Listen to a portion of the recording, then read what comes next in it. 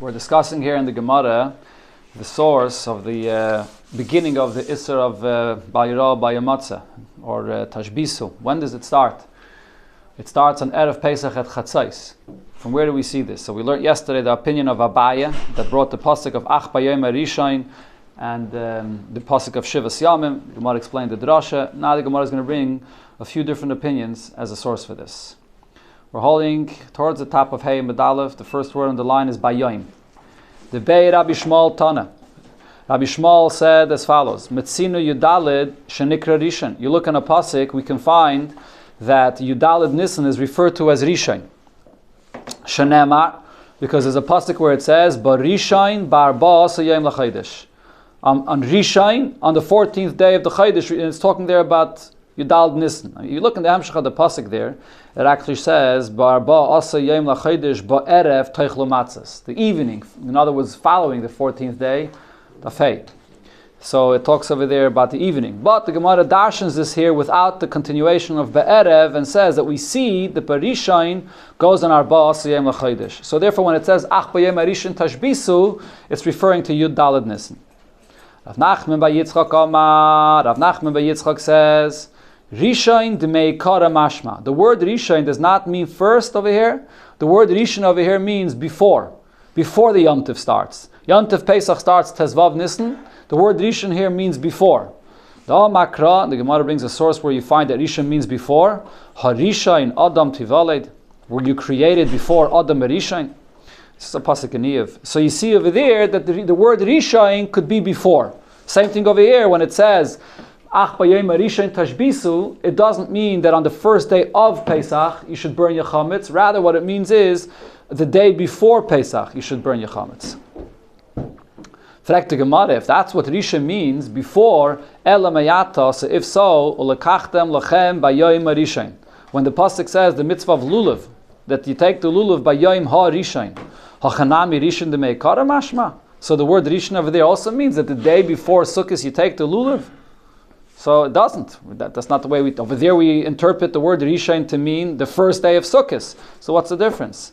Answers the Gemara, Shani Yasam, over there it's different. In the continuation of the pasuk it says, Usmachtem lefnei Hashem Elokeichem shivas yamim. That with the lulav you have joy with the Eibishter 7 days. So ma shvi l'chag. So when it says 7 days, so the 7th day is the 7th day of the Yom Tov. So it's part of the Yom Tov itself. Af Rishon l'chag. When it says Rishon doesn't mean the day before Yom Tov. The Rishon means the first day of Yom Tov. So therefore over there, Rishon means the first day of. So asks the Gemara, Hachanami ksiv. So if so, over here, when it says Ach Bayom Rishon Tashbisu, what does it say? Ach Bayom Rishon Tashbisu, and then Shivas Yamim Matzah Tichelu. And then 7 days you eat matzah. So over here as well, why can't we say the same thing? Just like the Shivas Yamim refers to the 7 days of the Yom Tov, Bayom Rishon refers to the first of those 7 days, not before the 7 days. Says the Gemara, no, there's a diak here. Imkei nichtev kra rishain. Why didn't the pasuk say Ach bayom rishain tashbisu? On the first day, burn your chametz. Ha rishain lamali. Why did it add a hey? Ha rishain, the first. Shma mina l'chedam maran. If it adds that extra hey, this proves that we're not actually talking about the first day of the Yom Tov. We're talking about before, the day before. That's why it says that added hey to go a day earlier. Ask the Gemara. If so, ihachi hasam nami harishin lamali. Same thing by lulav. What does it say by lulav? Ulekachtem lachem bayom harishin. So I would say the same thing over there. I have the same question. Why does it say a hey over there if it refers to the first day of the Yom Tov? V'su, another question. Hasam d'chsiv. It says another pasuk, and this is a pasuk regarding the mitzvah of Sukkos. Chlal, and again to the whole mitzvah of keeping the Yom Tov of Sukkos. So the pasuk says, "Bayom Rishon Shabbosayin." There's the first day of Yom Tov Sukkos where you have to rest. Or Bayom Shmini Shabbosayin. Eimer Rishon D'mei Kara Mashma. Would I say over there that the word Rishon means before, the day before the first day of the Yom Tov? Doesn't mean that there. It means the first day of Yom Tov. The first day you keep Yom Tov and the 8th day. So again, we see that Rishon does not mean before. Answers the Gemara, Shani Hasam, the Amakra, Uvayom Ashmini Shabbosayin. Over there, the pasuk says Rishon, and then it says Shmini. Ma Shmini, Shmini the Chag. Just like the number 8, when it says it's the 8th day, it means the 8th day of the Yontif. Af Rishon, Rishon the Chag. So too, when it says Rishon, Rishon means the first day of the Yontif and not before. Okay, so we see right over here that it depends. It depends on the context of the pasuk. Sometimes Rishon means a day before, and sometimes Rishon means the first day of. Over here, where it says Rishon and Shmini, just like the 8th day means the 8th day of the Yontif, so too Rishon means the first day of the Yontif. Asks the Gemara, but ha Rishon lamali. But why over there, when it comes to the Yontif of Sukkot, and it talks about the first day and Shmini Atzeres, so then why does it say ha Rishon with a hey? That was the question we asked before. It says the Gemara, lamuta chayla shalmayit. The hey that's written there is to exclude chalamayit. That on chalamayit you don't have to rest from work like on the first day of Yontif and on Shmini Atzeres. Says the Gemara, Chayle Shamayid, Mirishan Shmini Nafka. I don't need an extra hay for that. Why do I need a hay to tell me to exclude Chalamayid from the Yontif? Don't I understand that from the words of the pasuk itself? Rishain and Shmini, the first and the last day, and Shmini Atzeres, you don't do work. So I understand that the days in between you could do work. Says the Gemara, no, it's terich. I do need that hay to teach it to me. Why? Because I would have thought to say, the pasuk here says U bayay mashmini. It says a vav. Vav maisif al inyan rishain. I would have thought when it says U bayay mashmini, maybe that vav is saying that it also includes chalamayid. It follows. It continues from the days before on chalamayid that all those days you're not allowed to do malacha. Kamash Malan, therefore the Torah has to write a hey, harishain, that only harishain and shmini is when you can't do malacha, not on chalamayid. Fragt the Gemara, this makes no sense. L'chayre. V'loy lichtav Rav Chamana, loy vav, v'loy hey. Don't write that vav, so I won't make the mistake to think that it includes chalamayid, and you won't have to write a hey to exclude it. It's a very strange thing. The Torah writes a vav, which is mashma, which appears to include chalamayid, then it writes a hey to exclude it. So don't write not the vav and not the hey. So, another question, now going back to the point that we said before, that Rishon means not the day of, but it means the day before. So we have another question on that. Hassam d'chsiv, this is a pasuk that it says regarding Pesach, I believe. The first day of Pesach, it's a Yom Tov. This also means that you begin celebrating Pesach the day before Pesach. It starts before. Rishon doesn't mean before. What Rav Nachman ben Yitzchak is saying is a huge chiddush, that when it says Ach Bayom HaRishon, Rishon means before. We have Lulav, we have Pesach, and we have Lulav, Pesach, and one more, Sukkot as well, where it says Rishon, and it doesn't mean before. So how could you say that when it talks about burning chametz, it means before? Rishon means before. It says the Gemara, Elo Hani Shloisha Rishon. So the Gemara is saying now is, when it says Ach bayem Rishon tashbisu, to burn your chametz, the word Rishon does mean before. Ha Rishon, when it says with a hey, Ha Rishon, it means a day before. The Gemara brought 3 different psukim here, and it does not mean before. It means the first day of, and it says Ha Rishon. Says the Gemara, in these 3 cases, Lulav, Sukkot, and Pesach, when it says Ha Rishon, the word Ha Rishon, it would have meant before, but it's being used for another drasha, like Rabbi Shmuel said. What's the drasha of Rabbi Shmuel? The Tana of Rabbi Shmuel. The Torah writes the word Ha Rishon to tell me the following: that B'schar Shloisha Rishon, as a reward for keeping these 3 things that the Torah writes, the word Ha Rishon, Zachol Shloisha Rishon. We will be zeiche to 3 things that are Rishon. Lahachre Zare Shalesav, that when Mashiach comes, so the descendants of Esav, which refers also to Amalek, will be wiped out. Lebiyim Beis HaMikdash, to the building of the Beis HaMikdash. Ulishmai Shal Mashiach, and the coming of Mashiach, the name of Mashiach, regarding whom it says the term Rishon, as we'll see here. The Gemara brings psukim for this. Lahachre Zare Shal Esav, to wipe out Esav. D'chsiv Vayetze Ha Rishon Admayni Kulek Hadereseya. Sorry, Esav is referred to as Harishain. He was the first one that was born, and he's Harishain. So through keeping Yontif, we're going to be Zeiche to wipe out Esav. Being in Beis HaMikdash, the building of the Beis HaMikdash is also called Rishain. T'chsiv Kisei Kaved Maraim Mei Rishain Makim Mikdashenu. The Beis HaMikdash comes from a high place that's called Rishain. Or l'shmai shel Mashiach, and we'll be zeichet to the revelation. The name of Mashiach, the chsiv rishayin letzion hine hinam. The first, which refers here to Mashiach, is here. He has arrived. So these three are called rishayin. The Marsha over here says that the three things that we're talking about over here, keeping Pesach, keeping Sukkot, and the mitzvah of Lulav, relates to the three Rishayins for the following reason. Pesach is when the Yidden left Mitzrayim, so they didn't stam leave Mitzrayim. They left Mitzrayim with all the makkis, and they saw the downfall of the Mitzrayim, how they drowned in the Yam Suf. So commemorating and keeping Pesach will bring also in the future again to be zeichet to see the downfall and to wipe out Esav. Keeping the mitzvah of Sukkot. So what does it say regarding Sukkot?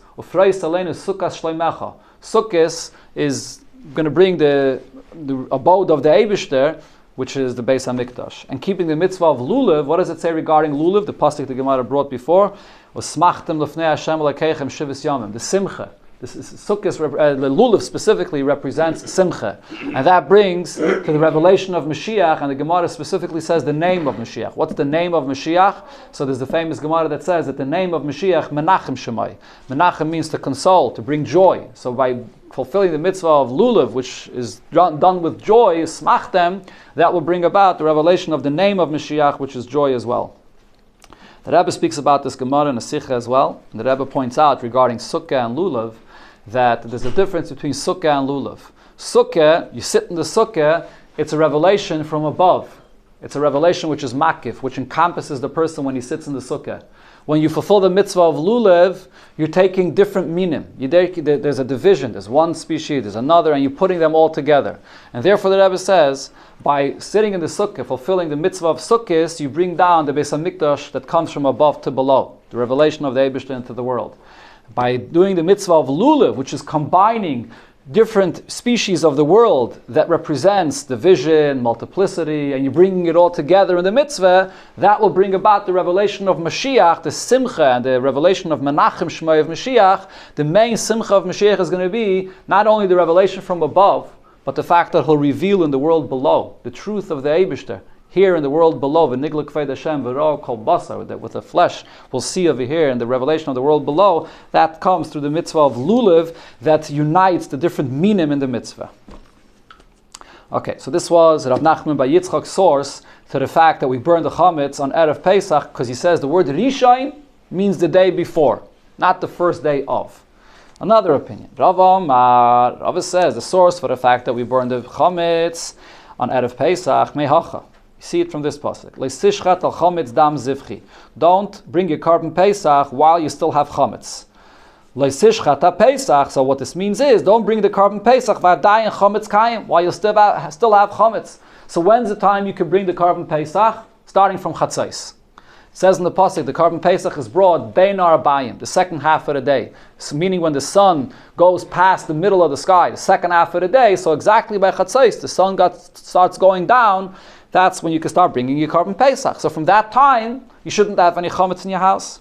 Asks the Gemara, but ve'eme kochad v'chad ki shochet. Maybe that means every individual when he shechts. You can shecht it from chatzos until shkia. So maybe every individual, when he's bringing his Pesach, then he should get rid of his chametz. How do we know it's the same time for everybody, which is at chatzos? Says the Gemara, no. Zman shchita amar achmana. The Torah here is not giving every person his own time to get rid of the chametz. Rashi here says that the Torah is not given for every Yid to create their own time. Lecholka Torah li Yisrael lezez mane lezez mane. The Torah is not giving different times for every Yid. The Torah is telling you the time when you could bring the carbon Pesach, that's the time when you have to get rid of your chametz.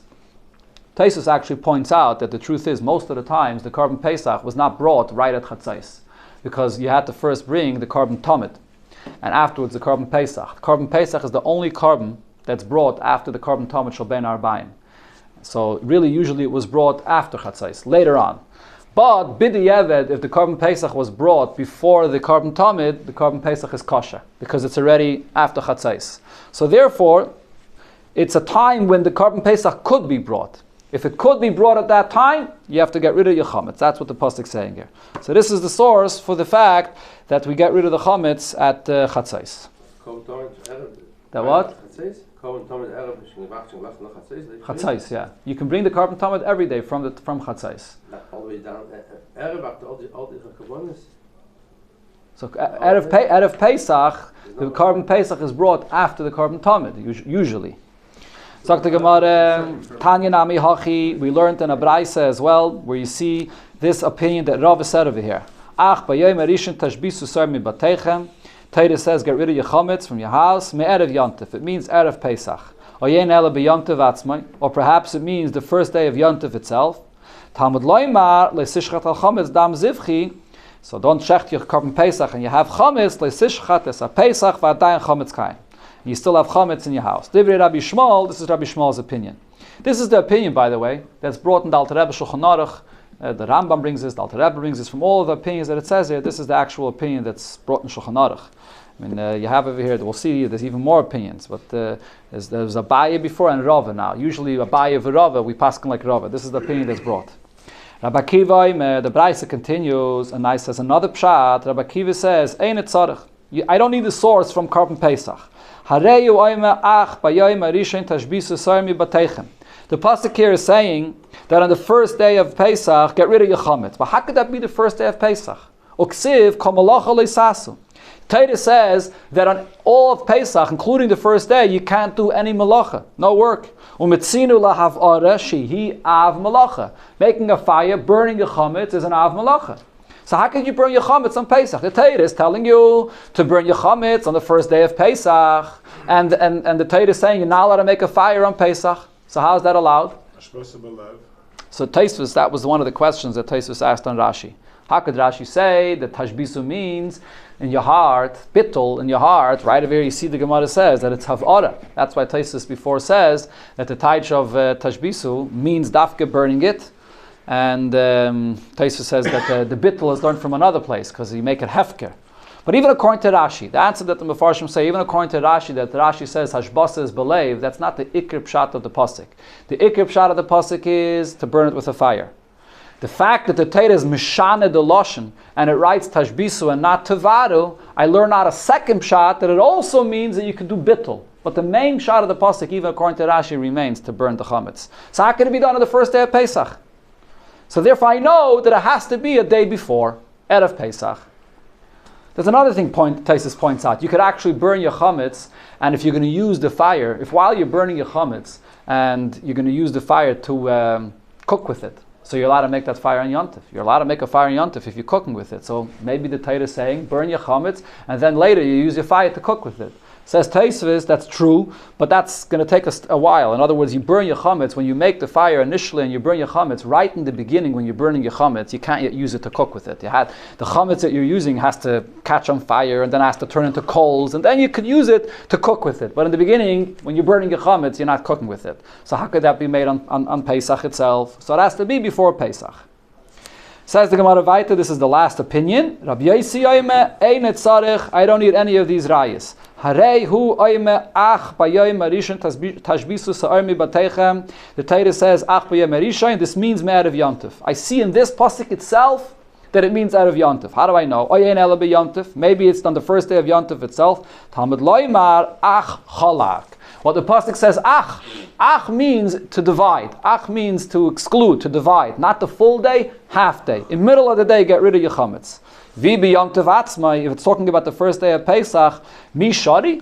Do you get rid of your chametz in the middle of the first day of Pesach? Ha'iskish hashbasa se'er la'achilas chametz. Didn't we say we compare the isser of having chametz to the isser of eating chametz, v'achilas chametz la'achilas matzah, and we compare eating chametz to the mitzvah of eating matzah, and it all begins from the first night of Pesach. So how can the pasuk say ach in the middle of the day get rid of your chametz? So the very fact that the Torah writes ach teaches me that it has to be a day before. So just from the word ach, I know it already. I don't need any of the drashas that the Gemara said before. It's similar to the drasha of Abaye, but Abaye said that you have a contradiction, Shivas Yamim, it's a bit different. Yeah, it's very similar to Abaye. The Mefarshim discussed it, that it looks very similar to Abaye. Omar Rava says, Shma mino mid Rabbi Akiva plus. Going back to what Rabbi Akiva said it can't be you have to burn the chametz on the first day of Pesach because it's a malacha. You're not allowed to make a fire. You're not allowed to burn the chametz on the first day of Pesach. From this Rabbi Akiva, I can learn three things.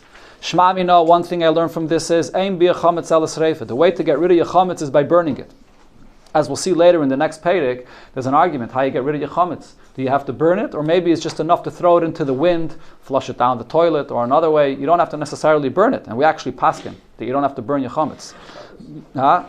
For example, this year, out of Pesach Shechali is b'Shabbos. What do you do with the leftovers of the chametz that you're going to eat Shabbos morning? You flush it down the toilet. It doesn't have to be burnt. But from Rabbi Akiva that had this question, how could you burn your chametz on Pesach? I see that Rabbi Akiva held that it has to be dafke sreifa. And Rashi here brings it's learnt out from Neisar. Just like Neisar, the leftovers of a carbon has to be burnt. The same thing, chametz has to be burnt dafke.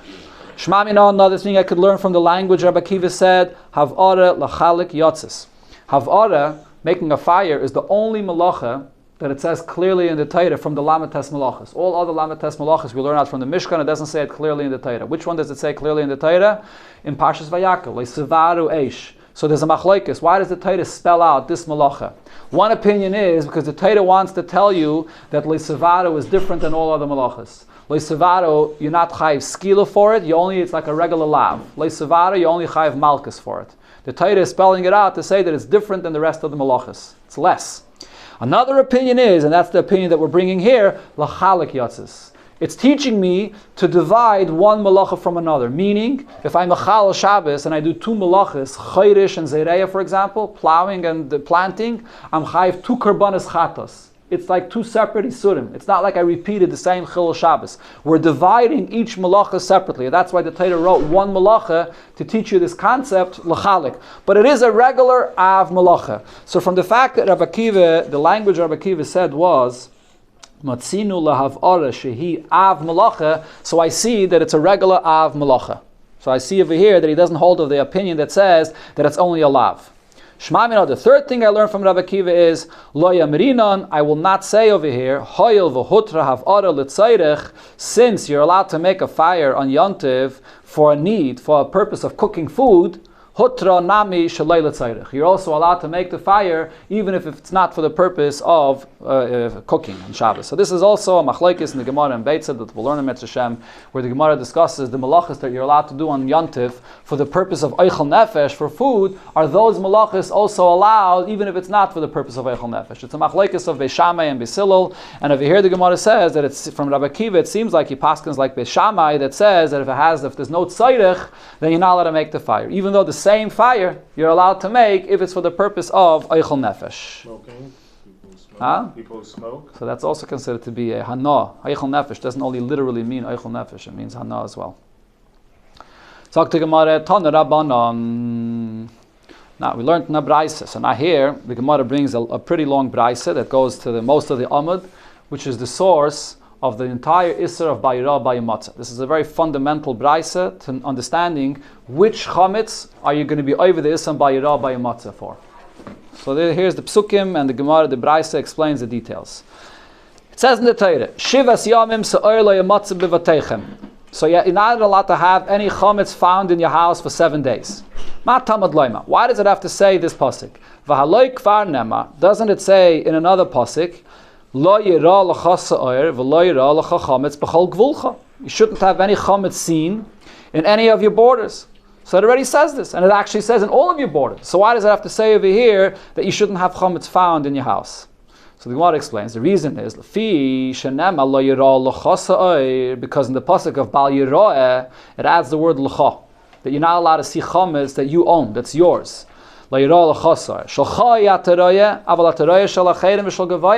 from there I would learn out and say only if it's yours you're not allowed to see the chametz. But if it belongs to somebody else, or if it belongs to Hektish, you gave it away to Hektish, then you're allowed to have it in your house.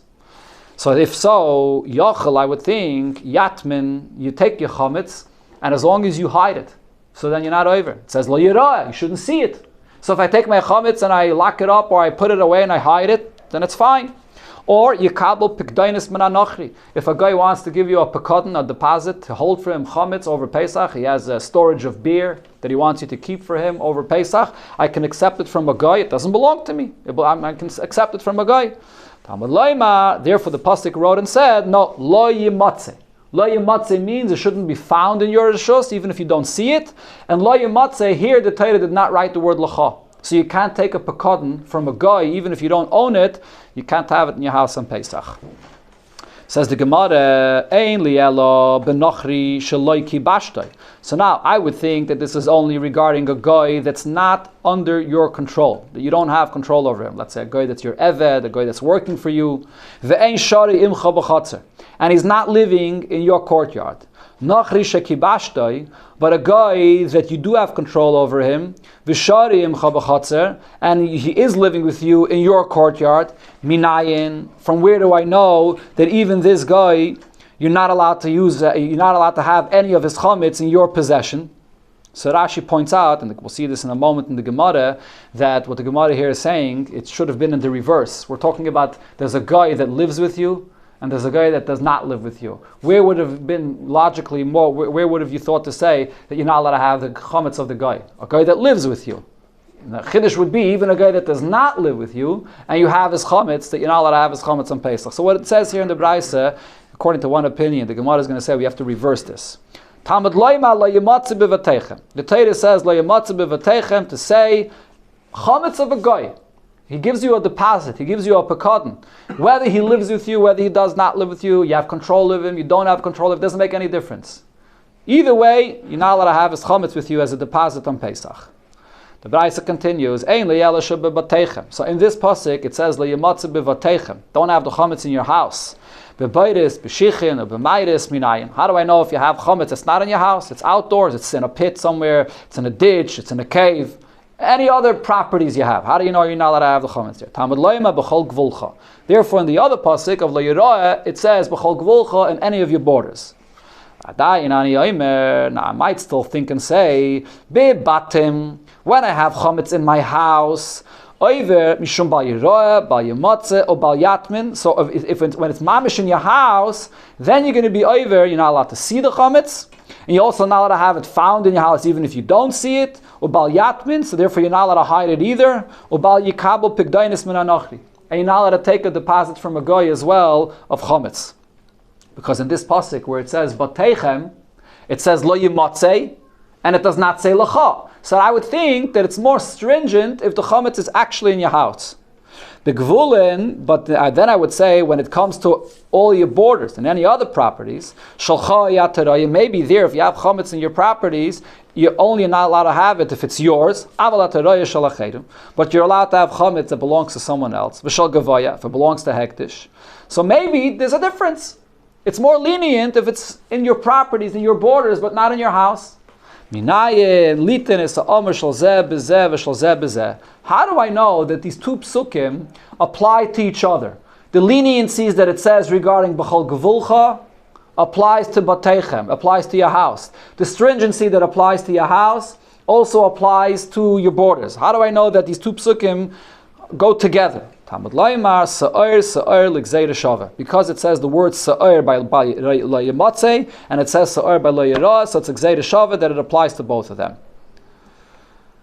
Nema sa'ir bebatim, it says by the houses, it says the term sa'ir lo yimatzei bevatechem, v'nema sa'ir begvulin, lo yirah l'chaz sa'ir, by the gvulin as well it says sa'ir, ma sa'ir ama bebatim, oiv mishum ba yirah, ba yimatzei, ba yatman, ba yikab, pekdoinis min anochrim.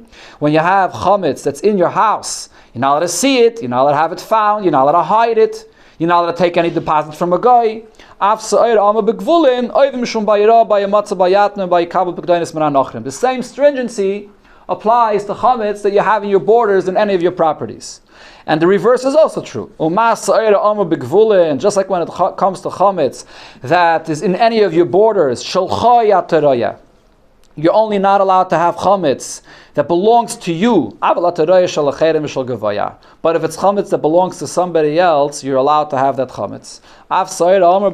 So too chametz that you have in your house, only chametz that belongs to you are you not allowed to have. If it's chametz that does not belong to you, you're allowed to have it in your house. So it seems like a contradiction what the Braisa is saying here. Because on one hand we're saying if it doesn't belong to you, it's okay. On the other hand, the Braisa is clearly saying you're not allowed to accept a deposit from a guy. It doesn't belong to you and you're not allowed to have it. So what's going on? There's a contradiction here. The Gemara will address it. Let's see. But the Gemara starts off with the case that we mentioned before regarding a guy that kibashtoi. There's a guy that lives with you. you have control over him, he lives in your chutzner, and then there's a guy that does not live with you. Oh, Mamar said before, Ainly, I would think that it's forbidden. It's forbidden to have the chametz of a guy if he's not under your control. He does not live with you. But if the nachri is under your control and he lives with you, I would think that then it's not forbidden. Minayin, and how do I know that that's forbidden as well? So the pasuk Layimotze teaches me that that's forbidden as well. Asks the Gemara, klape lai.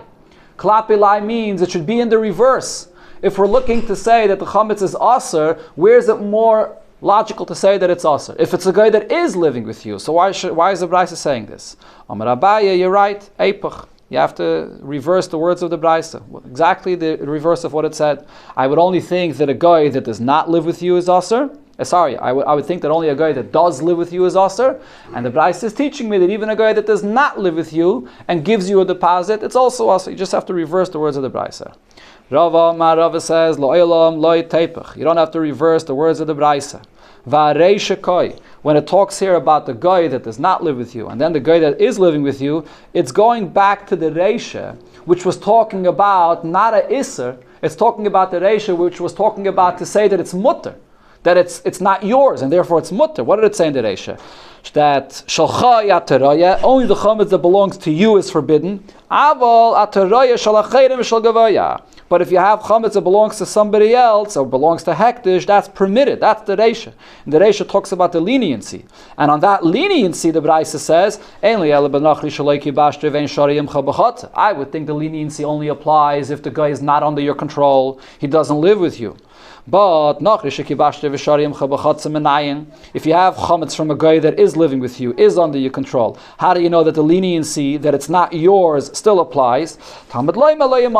So the Torah says, Lo Yamatze, that the leniency still applies. Asks the Gemara on this pshat of Rave, Hai Tana, Mahadara Hatera. Your pshat is that this Tana is trying to explain a leniency regarding the chametz of a guy, V'nasav lakra li isura, and he brings a source for this from where? From the pasuk Lo Yamatze. That pasuk Lo Yamatze is a source for astringency. Lo Yamatze is the pasuk where it does not say lacha. The Lo Yamatze is the pasuk where you see astringency. So if he's talking about a leniency, how's he bringing the pasuk of Lo Yamatze as a source for a leniency? Says the Gemara, Mishum Shanema Lacha Trei Zimni. Really, he's not the source is not the pasuk Lo Yamatze. The source is the fact that it says in the Torah twice Lo Yira Lacha. Rashi points out that it says in the Torah in Parshas Re'eh, it says Lo Yira Lacha Chametz. So it says twice lacha. So therefore we learn out that a leniency, that when you have chametz from a guy, not only if it's a guy that does not live by you, are you allowed to have that chametz? Even if it's a guy that's your neighbor, or that even lives in your house, and he's giving you beer or whatever it is as a pekadon, still there's a leniency that you're allowed to have that with you on Pesach. Okay, so that's regarding the two different types of goyim, lives with you and does not live with you. Now the Gemara comes back to the main point of this Brisa, where it seems to be a huge contradiction here. On one hand, we're saying that chametz that does not belong to you is allowed. On the other hand, we're saying that if you take a pekadon from a guy, that it's not allowed. So what's going on? So the Gemara explains this. Oh, Mama, in the Brisa here it said, I would think that you hide your chametz, or you receive a deposit from a guy, you say you're allowed to have it in your house. So it says, no, you can't have even chametz that belongs to a guy in your house on Pesach. Question is, but ha'amrit reisha, didn't we say before, shalcha yataraya, only chametz that belongs to you are you not allowed to have in your house? If it doesn't belong to you or belongs to Hekdesh, you're allowed. So there's a contradiction here. Says the Gemara, loy kashya. It's not a question. It depends what the status of this deposit, this pekadon that you got from the guy is.